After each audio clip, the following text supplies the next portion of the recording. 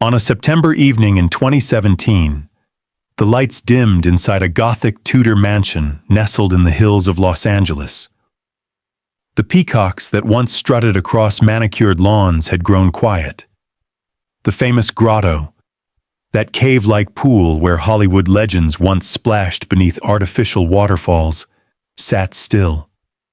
And in an upstairs bedroom, surrounded by decades of memories frozen in nearly 3,000 scrapbooks, Hugh Hefner took his final breath at 91 years old.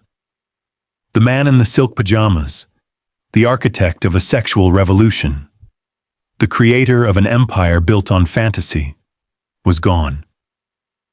But what he left behind was more than a magazine or a mansion. It was a world of secrets, buried beneath the glamour like tunnels running through the earth. Secrets that would take years to surface. Secrets that would shatter the carefully crafted myth of paradise, and secrets that began not in California sunshine, but in the cold, repressive shadows of a Midwestern childhood. To understand the Playboy Mansion, you must first understand the boy who would build it. Hugh Marston Hefner was born on April 9, 1926, in Chicago, Illinois. The house where he spent his childhood was nothing like the pleasure palace he would later create. It was a place of strict Methodist order, of drawn curtains and unspoken emotions, of parents who rarely touched or expressed affection. His father, Glenn, was an accountant, methodical and distant. His mother, Grace, was a schoolteacher who had wanted her son to become a missionary. She believed in propriety, in rules, in the suppression of anything that might be considered sinful. Years later, Hugh would describe his upbringing as conservative and repressive. He would recall a home where displays of emotion were rare, where physical affection felt almost forbidden. The walls of that Chicago house contained a young boy who dreamed in colors his parents could not see. He escaped into comic books, into drawing, into creating his own worlds on paper. He was shy, awkward, and deeply lonely. But even then, something burned inside him. A hunger for something more. A conviction that life should not be lived in black and white. When Hugh was in high school, a teenage crush rejected his invitation to a hayride. That moment, small as it might seem, sparked a transformation. He stopped going by Hugh and started calling himself Hef. He changed his wardrobe, his attitude, his entire presentation to the world. He was reinventing himself, creating a persona that felt stronger, cooler, more confident than the shy boy he had been. It was the first sign of what would become his life's work. The construction of identity, the selling of a dream. After serving in the Army during World War II, Hef returned to Illinois and enrolled at the University of Illinois on the GI Bill. He studied psychology and wrote for the campus humor magazine, where he created a feature called the Co-Ed of the Month. Fully clothed, of course. But even then, the seeds were being planted. He graduated, got married to a woman named Mildred, had 2 children, and took a job writing promotional copy for Esquire magazine. Life seemed settled, ordinary, but Hef was suffocating. When Esquire moved to New York and he was denied a $5 raise, he quit. He was going to start something of his own, something that would shake the foundations of American culture. In 1953, working from a kitchen table in a small Chicago apartment, Hugh Hefner scraped together $8,000 from friends, family, and a bank loan secured against his furniture. He had no office, no staff, and no guarantee of success. What he did have was a nude photograph of Marilyn Monroe from a calendar shoot she had done years earlier when she was struggling and broke. He paid $500 for the rights. That first issue of Playboy magazine hit newsstands in December of 1953. There was no date on the cover because Hefner was not sure there would be a second issue, but 50,000 copies sold almost immediately. The sexual revolution had begun, and Hef was its unlikely prophet. The magazine grew rapidly. By the end of the decade, circulation had reached over 1 million copies per month. Hefner was no longer just a publisher. He was becoming a cultural phenomenon. He purchased a 48-room mansion in Chicago's Gold Coast neighborhood in 1959 and transformed it into the first Playboy Mansion. The house became a laboratory for his fantasies. He installed a swimming pool with an underwater bar. He created the Wu Grotto, a secluded space adjacent to the pool that could only be entered by swimming through a waterfall. There was even a trap door in the ballroom above that could open to reveal the couples canoodling below. It was Hef's little joke, he said, but it was also something else. The first hint that watching and being watched was part of the pleasure. But Chicago was cold in winter, and Hef had his eyes on California. In 1971, his then-girlfriend Barbie Benton discovered a sprawling estate in Holmby Hills, one of the most exclusive neighborhoods in Los Angeles. The property sat on nearly 6 acres, surrounded by manicured grounds and bordered by the Los Angeles Country Club, which had refused Hef membership. He would later take pleasure in building a private zoo on his property, complete with monkeys and exotic birds, positioned where the country club members could see and hear them from the golf course. It was petty revenge wrapped in whimsy.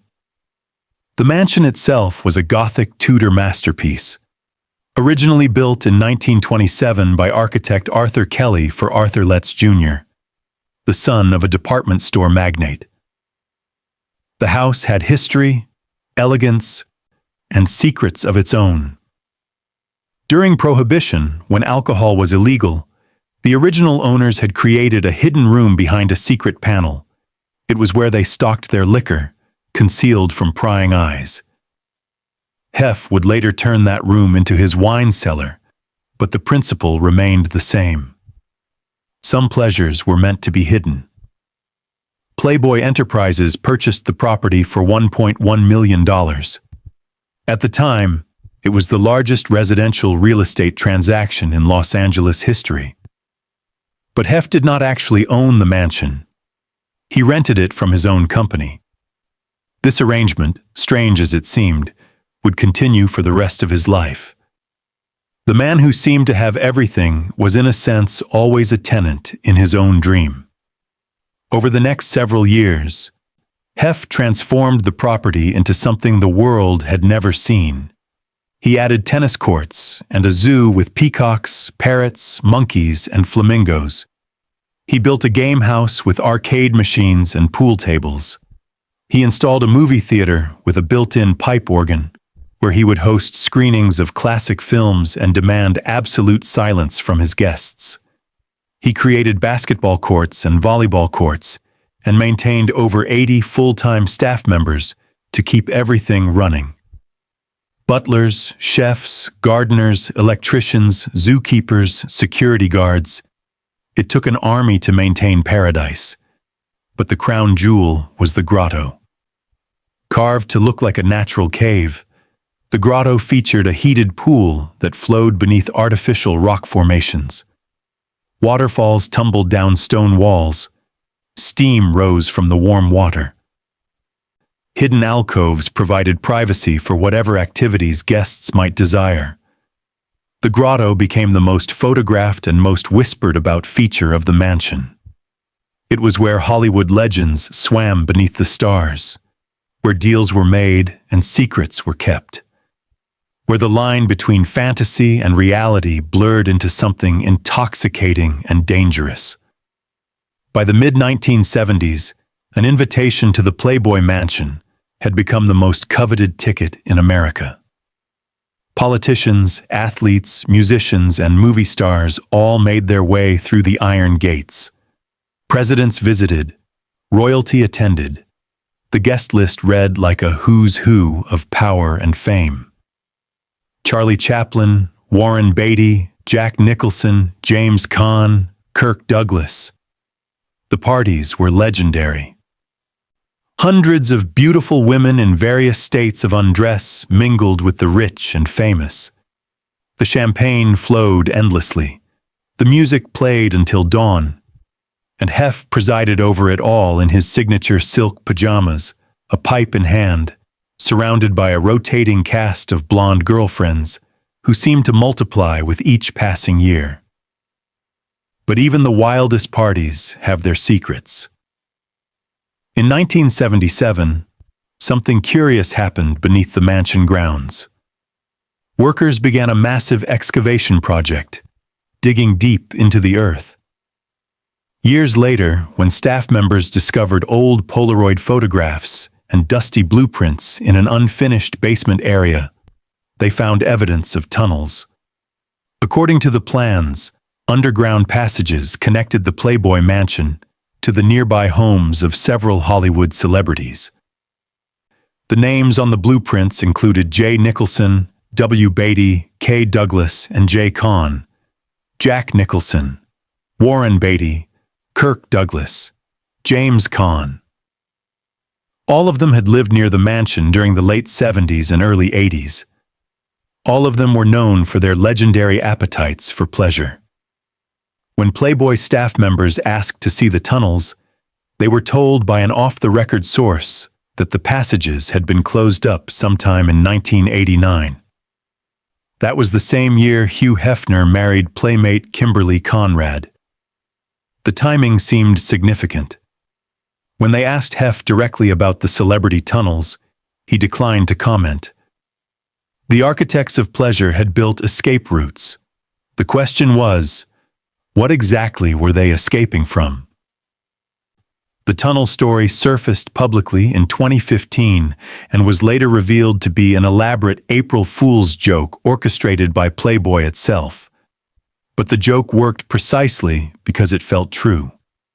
Because the Playboy Mansion was a place where secrets lived in the shadows, where hidden passages and concealed rooms seemed not just possible, but inevitable. And some secrets, it would turn out, were no joke at all. Beyond the glamour and the celebrity sightings, the mansion operated according to a strict set of rules that few outsiders understood. If you were one of Hefner's girlfriends, and he always had several at any given time, your life was governed by regulations that would have seemed more appropriate for a boarding school than a pleasure palace. There was a 9 o'clock curfew. You could not leave the property without permission. You were discouraged from having friends visit. You were given an allowance of $1,000 per week, but the money came with strings attached. Every purchase, every outing, every decision required approval. Holly Madison was 21 years old when she first arrived at the mansion. Facing credit card debt and potential homelessness, she saw Hefner's world as an opportunity. She moved in during the summer of 2001 and quickly became one of his primary girlfriends. She would stay for 7 years. What she experienced behind those walls would haunt her for the rest of her life.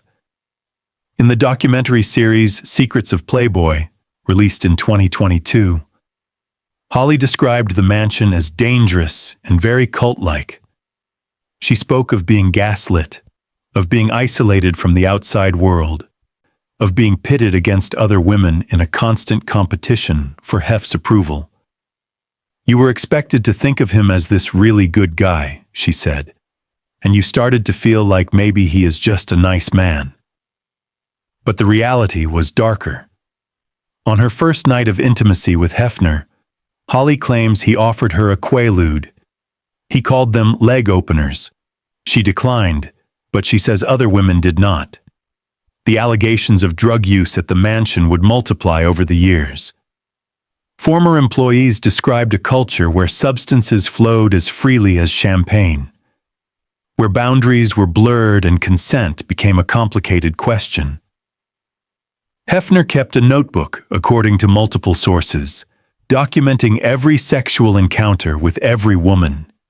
He recorded dates, details, even information about their menstrual cycles. It was obsessive record-keeping wrapped in the guise of organization. He also kept photographs, thousands of them, taken at parties when women were intoxicated, when their judgment was impaired, when they might not even remember posing. These photographs, Holly alleged, were used as leverage. If you left, if you spoke out, if you tried to reclaim your own story, there was always the threat that those images might surface. The weekly schedule at the mansion followed a rigid pattern. On certain nights, the women were expected to gather in Hef's bedroom for what was referred to simply as going out. This was a euphemism. The reality, as described by multiple former girlfriends, involved group sexual activities that followed a specific order. Everything was mechanical and robotic, Holly recalled. You would follow the other women's lead. It was really gross how Hef did not want to use protection. The women were instructed to take their turns, while Hef watched pornographic films on the bedroom television. Years later, when asked about these experiences, Holly used a phrase that captured the horror beneath the glamour. She described it as Stockholm Syndrome. She said she genuinely believed she was in love with a man who controlled every aspect of her existence. But the darkness at the Playboy Mansion extended far beyond Hef's bedroom. Over the decades, the property became a setting for allegations that would shock the nation.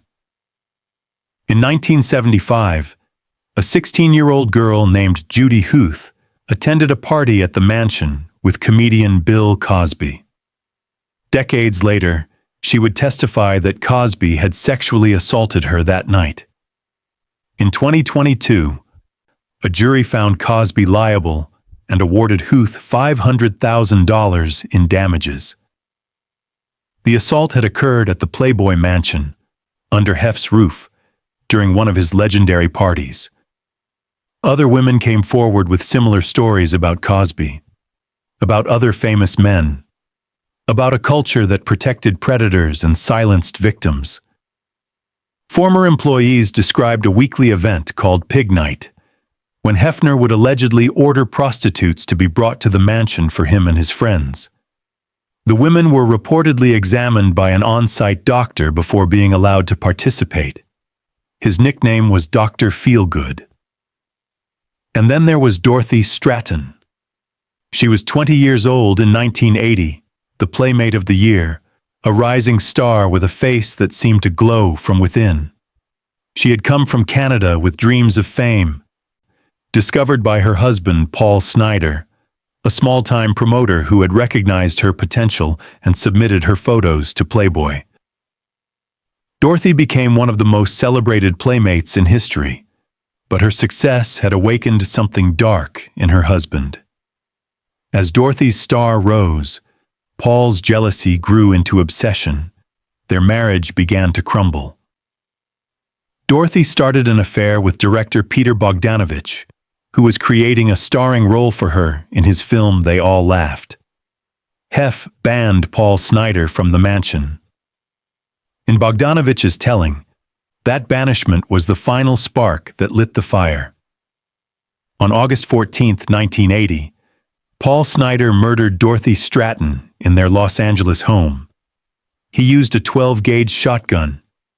Then he turned the gun on himself. Dorothy was found amid evidence of sexual assault. She was 20 years old. The tragedy shook Hollywood and cast a shadow over the Playboy Mansion that never fully lifted. Bogdanovich would later write a book accusing Hefner of complicity in Dorothy's death, claiming that Hef had assaulted her on her first night at the mansion. Hefner denied the allegation vehemently, but the questions lingered. What role did the Playboy empire play in creating the conditions that led to Dorothy's death? What happened to the young women who entered those gates seeking fame and found something far more dangerous? Another playmate, Paige Young, took her own life in 1974. She was 30 years old. Her body was found draped over an American flag in her apartment, a final statement meant to draw attention to her story. Her walls were covered with photographs and articles about Hugh Hefner, according to neighbors.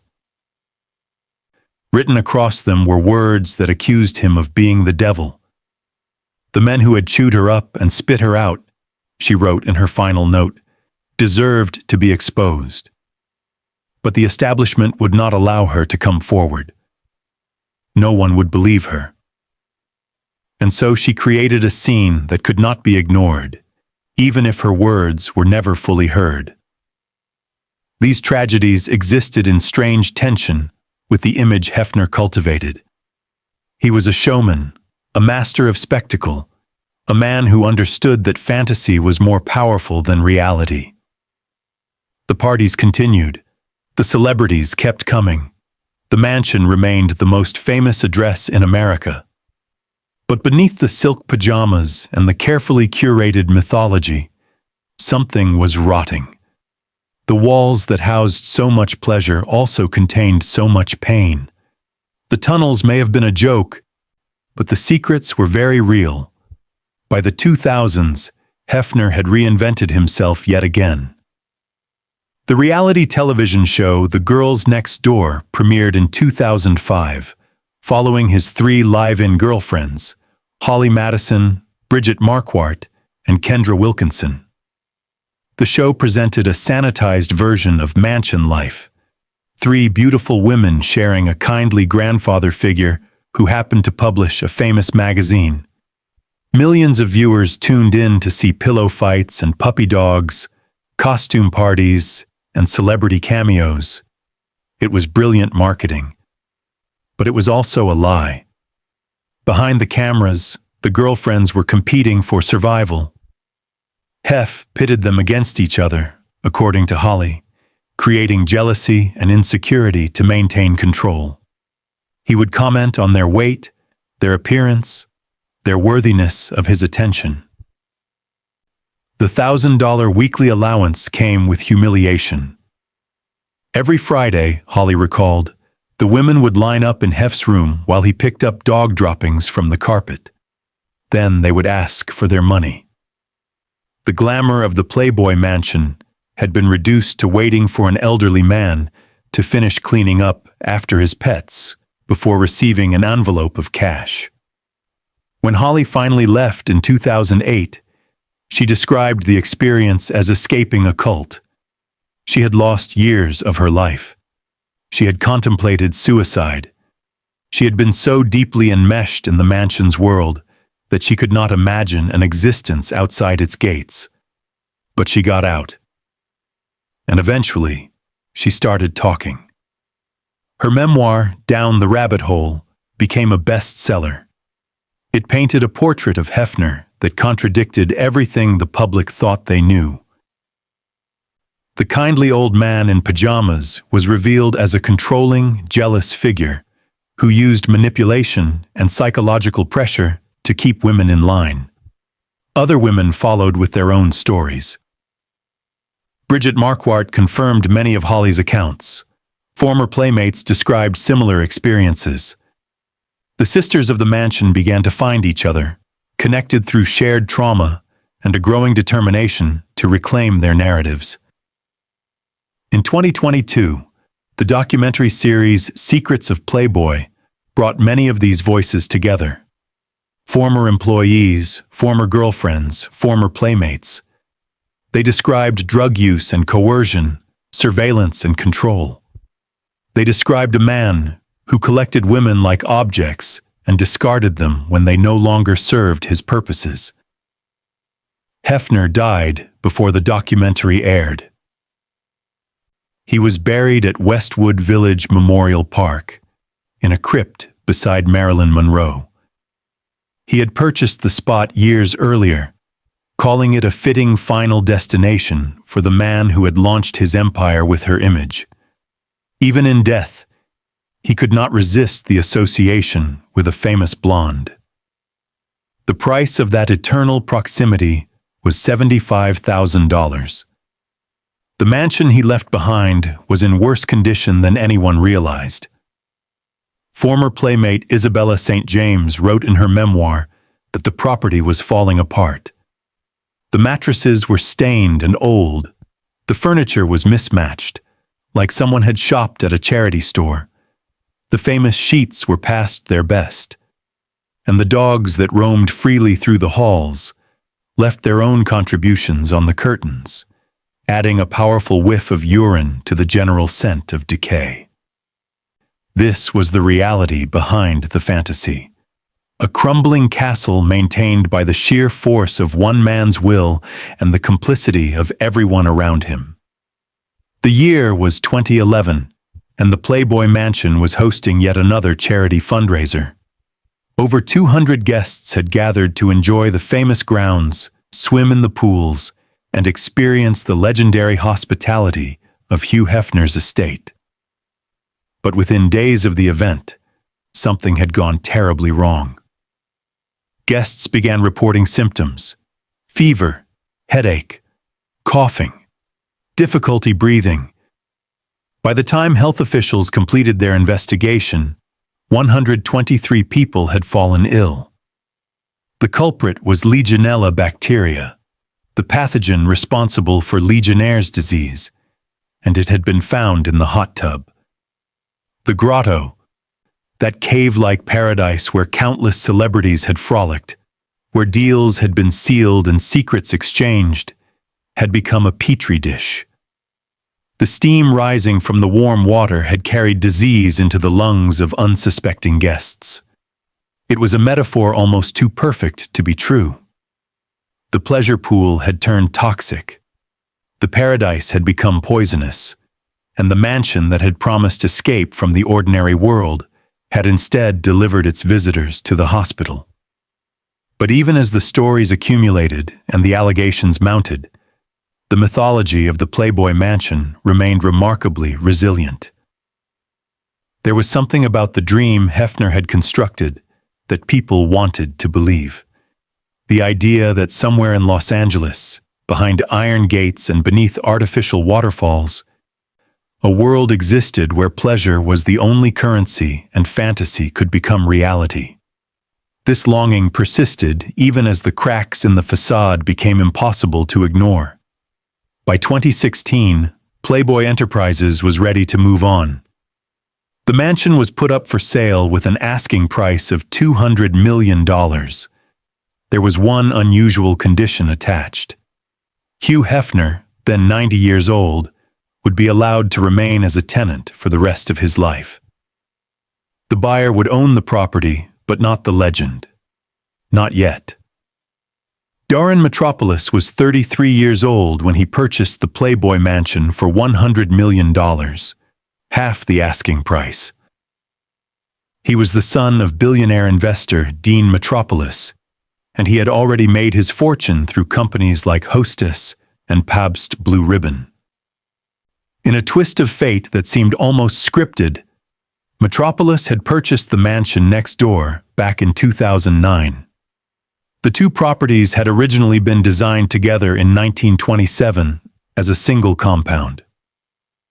Now, nearly a century later, they would be reunited under one owner. Metropolis allowed Hefner to live out his final year in peace. After Hef's death in September 2017, the young billionaire began a massive renovation project. The property had suffered from what real estate experts politely called deferred maintenance. In blunter terms, the mansion was falling apart.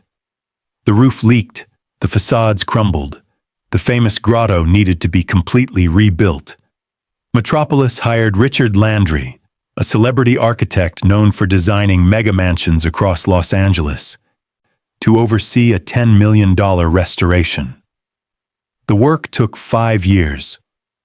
When it was completed in 2022, the Gothic Tudor mansion had been transformed. New skylights brightened the interior. A large solarium stretched across the rear terrace. The pool had been resurfaced in aqua and cream tiles. A brand new tennis court occupied the grounds. The scaffolding that had hidden the facade for years was finally removed, revealing fresh stonework and a new roof. But perhaps the most significant change was invisible. In 2018, Metropolis had entered into a permanent protection covenant with the city of Los Angeles. The agreement guaranteed that the mansion could never be demolished, not by him and not by any future owner. The building was now protected in perpetuity. Yet unlike a historic landmark designation, which would have restricted renovations, the covenant allowed Metropolis to modernize the interior while preserving the exterior. He could remake the mansion in his own image while keeping the shell of Hefner's dream intact. The animals were gone. The peacocks and parrots and monkeys that had once roamed the grounds had been dispersed to zoos and sanctuaries after Hefner's death. The famous parties had ended. No more Midsummer Night Dream Balls with their thousands of guests. No more celebrity sightings at the grotto. The Playboy Mansion had been transformed from a venue of public spectacle into a private residence. The new owner reportedly has no interest in hosting the kinds of events that made the address famous. What happens behind those gates now stays behind those gates. This transformation raises a question that echoes through the mansion's history. What exactly was the Playboy Mansion? Was it a revolutionary experiment in sexual freedom, a place where adults could explore pleasure without judgment? Or was it something darker? A gilded cage where vulnerable young women were exploited by powerful men who faced no consequences? The answer, like most truths about complicated things, probably lies somewhere in between. Hugh Hefner genuinely believed in sexual liberation. He funded the legal cases that led to Roe versus Wade. He supported the civil rights movement at a time when many in the entertainment industry remained silent. He published groundbreaking journalism alongside the centerfolds, featuring interviews with everyone from Martin Luther King Jr. to John Lennon. He championed causes that put him at odds with conservative America and celebrated individual freedom as the highest virtue. These contributions were real. They made a difference. They cannot be simply erased. But belief in freedom is not the same as respecting the freedom of others. Hefner constructed a world where he was always at the center, where his desires shaped every aspect of daily life for the people around him. He controlled what his girlfriends ate, where they went, who they saw, what they wore. He documented their bodies and their activities with obsessive precision. He created systems that encouraged competition among women while preserving his own unquestioned authority. The freedom he celebrated was always, ultimately, his own. The women who came forward in recent years do not describe liberation. They describe coercion dressed in silk. They describe manipulation wrapped in champagne and celebrity. They describe a man who confused his fantasies with reality and expected everyone around him to play along. Their stories are not about prudish objections to adult entertainment. They are about the specific harm done by specific practices in a specific place that traded on the rhetoric of freedom while operating as something closer to a cult. And yet, the Playboy Mansion remains an object of fascination. Even now, years after Hefner's death and the revelations that followed, the property continues to attract attention.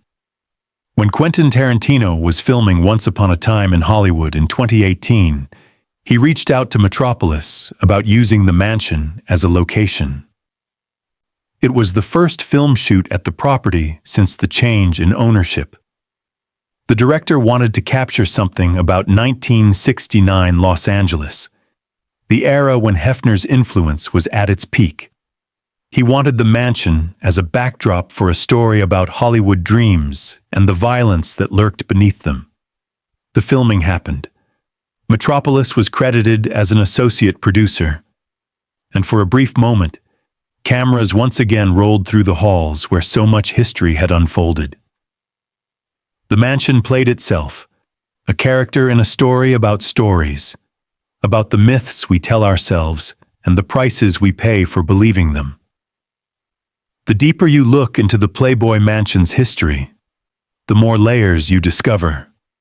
There is the public story, the one Hefner spent his lifetime constructing.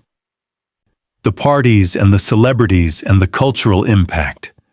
There is the private story, the one that emerged after his death, the allegations and the traumas and the women who were silenced for decades. And then there is the architectural story, the one written in stone and mortar, in secret rooms and hidden passages.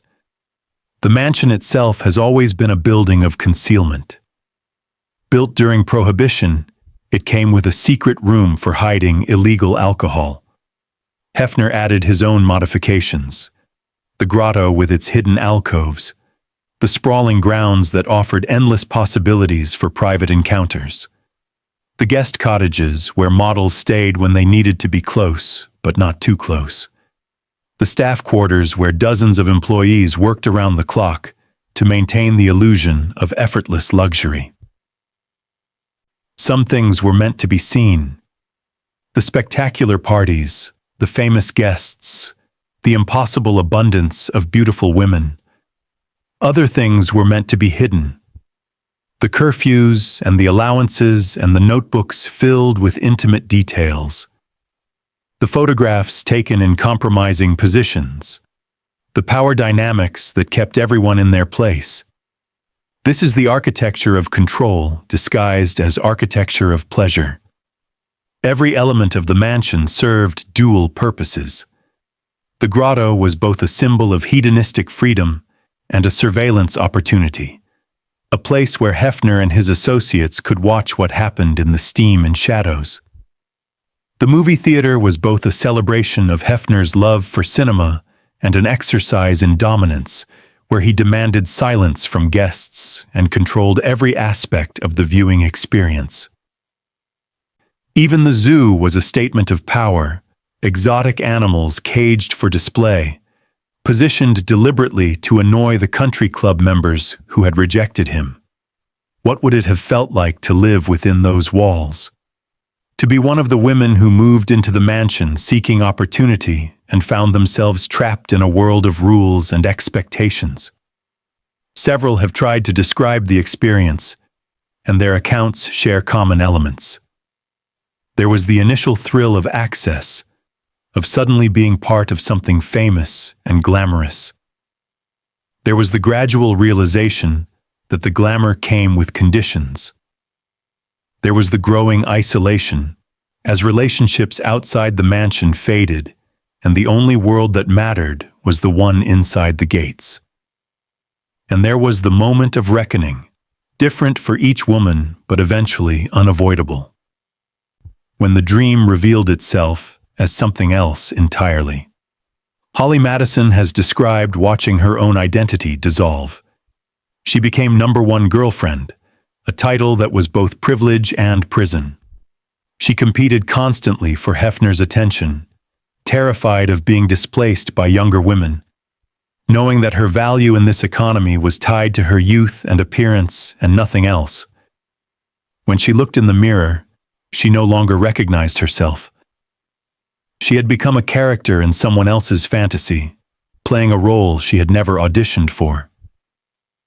Bridget Marquardt remembers the routine nature of the exploitation, the scheduled intimacy, the expected participation in group activities, the way everything was normalized until abnormal became the only normal you knew.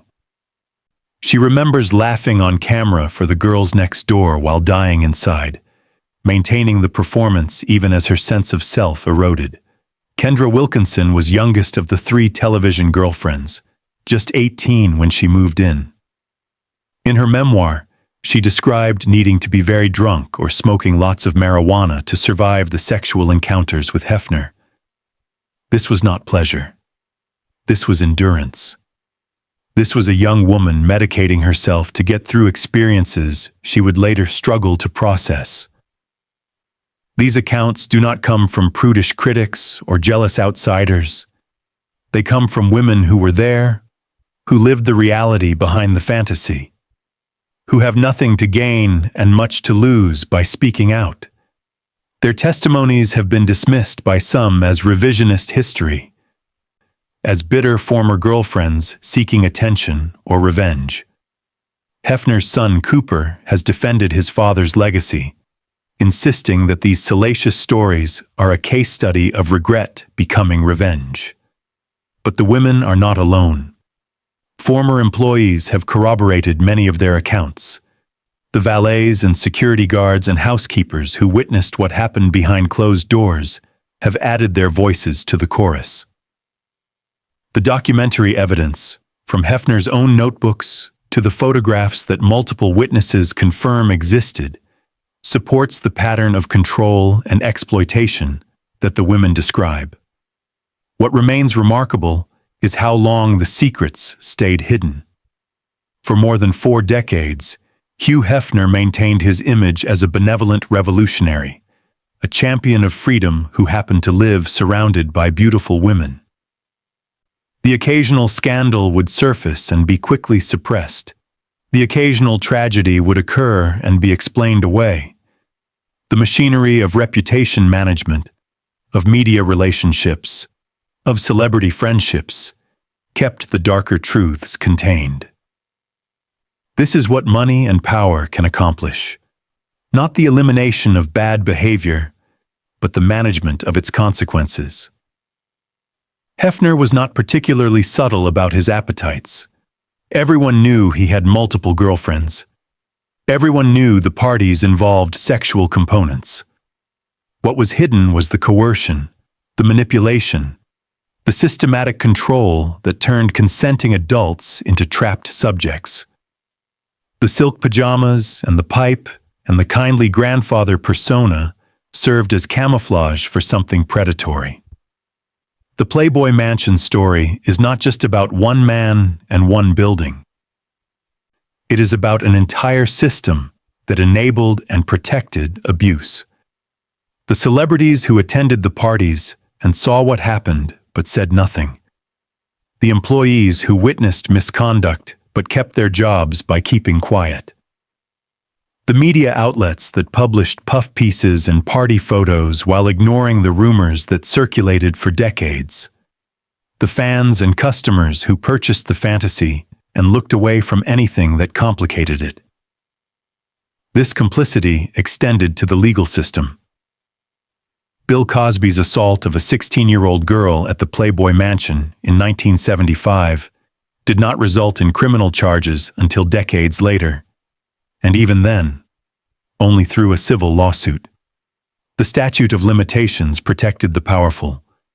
The difficulty of proving allegations from long ago protected the powerful. The tendency to disbelieve women, especially women who had participated in the sex industry, protected the powerful. What changed was not the facts. What changed was the culture.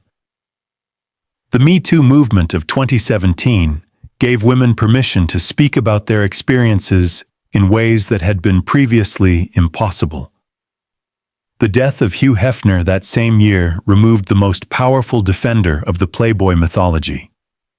And the passage of time allowed distance, perspective, and the courage to revisit memories that had been too painful to examine.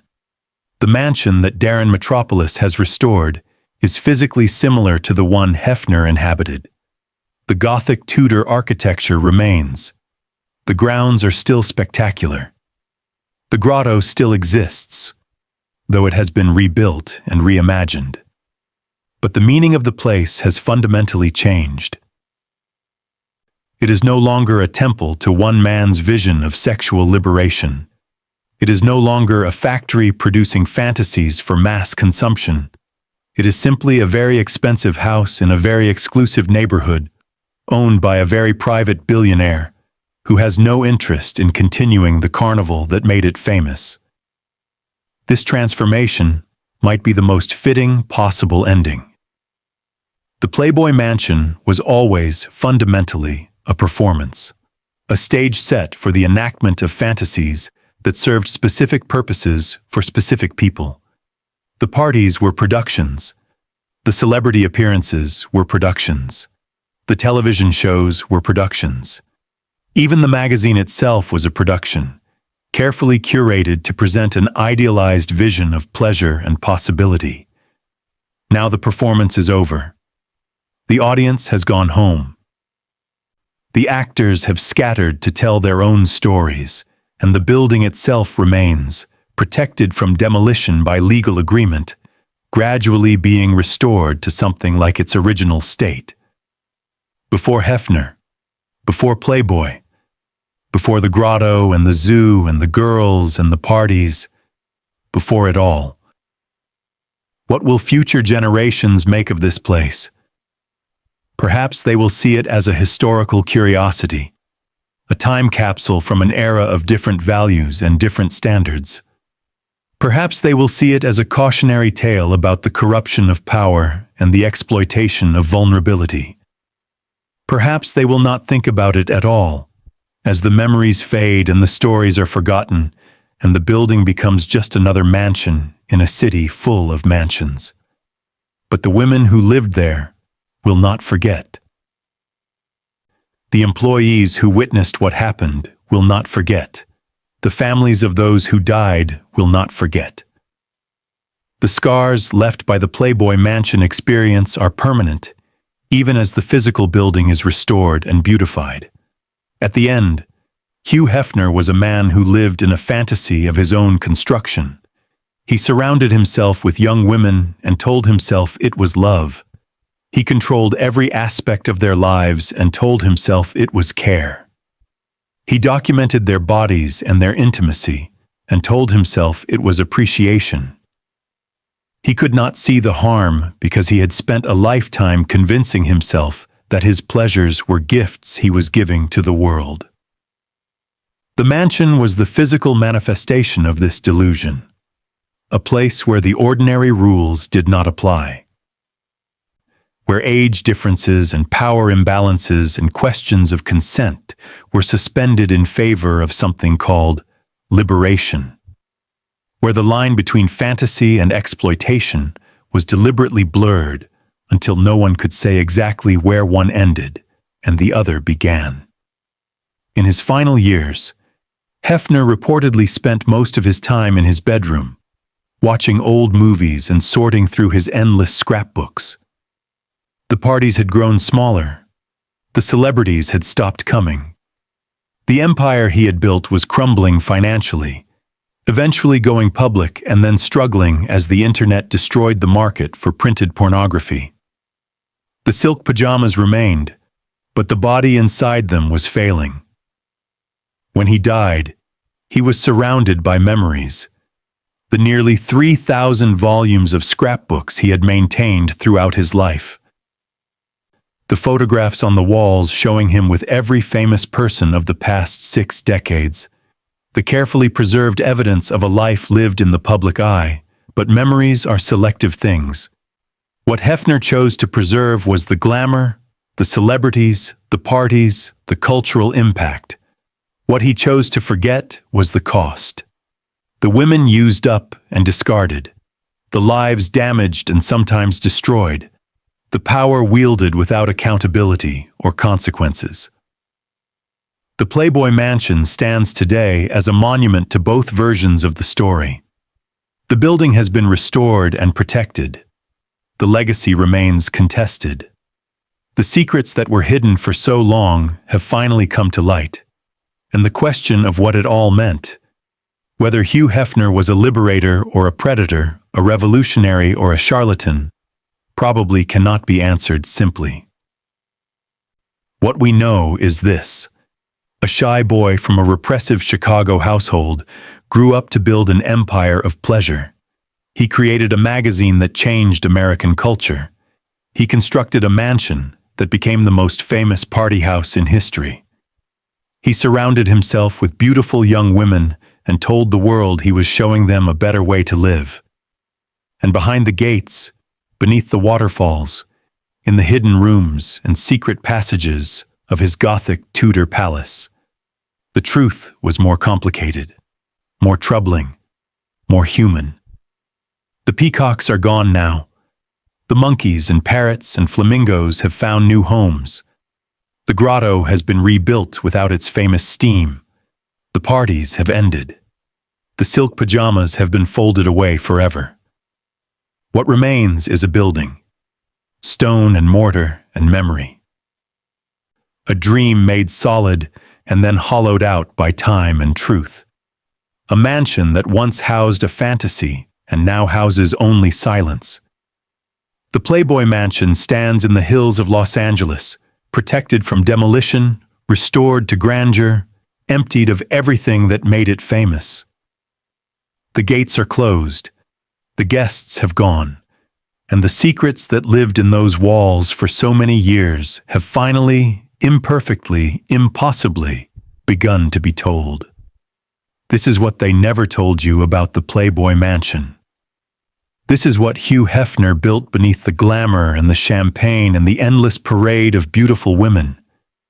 This is the underground that no one was supposed to see. And now that you have seen it, you cannot unsee it. The fantasy has ended. Only the truth remains. Sometimes, late at night, the neighbors in Holmby Hills report seeing lights in the upper windows of the mansion. They hear sounds they cannot quite identify. Perhaps it is only the new owner making his rounds, inspecting the renovations, walking through rooms that once echoed with laughter and music and secrets whispered in the dark. Perhaps it is something else entirely. Former playmate Jennifer Saganor once claimed the mansion was haunted. She said she had seen figures in the hallways, felt presences in the bedrooms, heard voices when no one else was there. Whether you believe in ghosts or not, there is something appropriate about these stories. A building that contained so much emotion, so much pleasure and pain, so many dreams realized and destroyed, cannot simply be emptied of its history. The walls absorb what happens within them. The stones remember. When Arthur Kelly designed this house in 1927, he created a home for a department store heir. He could not have imagined what it would become. The secret room he built for hiding prohibition liquor would be replaced by new secrets, darker ones, hidden in plain sight for decades. The Gothic arches and Tudor details would provide the backdrop for a revolution he never anticipated. The grounds he landscaped would hold a zoo, a grotto, and the dreams of a man who wanted to remake America in his own image. Hugh Hefner succeeded beyond anyone's expectations. He did change America. He did launch a revolution. He did create a brand that became synonymous with a certain vision of pleasure and possibility. The bunny logo is still recognized around the world. The name Playboy still conjures images of sophistication and desire. The cultural impact cannot be denied. But impact is not the same as goodness. Revolutions can liberate, and they can destroy. Dreams can inspire, and they can deceive. A man can believe himself a hero while behaving like a villain. The truth is usually more complicated than the stories we tell. The Playboy Mansion was many things to many people. To some, it was a palace of possibility, a place where the rules of ordinary life did not apply. To others, it was a prison dressed in silk, a trap baited with fame and fortune. To Hefner himself, it was the physical manifestation of everything he believed he deserved, earned through his brilliance and his courage, maintained through his charm and his power. He was wrong about many things, but he was right about one. The mansion did become the most famous address in America. It did capture something essential about a certain era and a certain way of living. It did leave a mark that will not soon be forgotten. Whether that mark is one of liberation or exploitation, of revolution or abuse, of courage or cowardice, is for each of us to decide. The evidence is in The testimony has been heard. The building stands as monument and mausoleum both. The peacocks are silent. The grotto is still. And the man in the silk pajamas sleeps forever beside Marilyn Monroe. The woman whose image launched his empire, united with her in death as he could never be in life. This is the story of the Playboy Mansion. Not the story Hefner wanted told. Not the story the marketing departments crafted. Not the story the celebrities and politicians who visited wanted to remember. But the true story. The underground story. The story that was hidden for decades beneath the glamour and the champagne and the endless parade of young women seeking something that turned out to be very different from what they found. Now the gates are closed. The secret rooms have been opened. The tunnels, whether real or imagined, have been sealed forever. And the Playboy Mansion begins its next chapter, whatever that may be. Perhaps it will become just another mansion. Perhaps it will fade from memory as new scandals capture public attention and new dreams seduce new generations. Perhaps the name will eventually mean nothing to children born in a world where the internet has made every fantasy instantly available and every secret impossible to keep. Or perhaps the Playboy Mansion will endure as a warning. A reminder that power corrupts. That fantasy can become prison. That the men who promise liberation are sometimes the ones who enslave. The stones will keep their secrets. The walls will hold their memories. And somewhere in the hills of Los Angeles, a Gothic Tudor mansion will continue to stand, protected by law, restored to beauty, emptied of its ghosts, until the next story begins.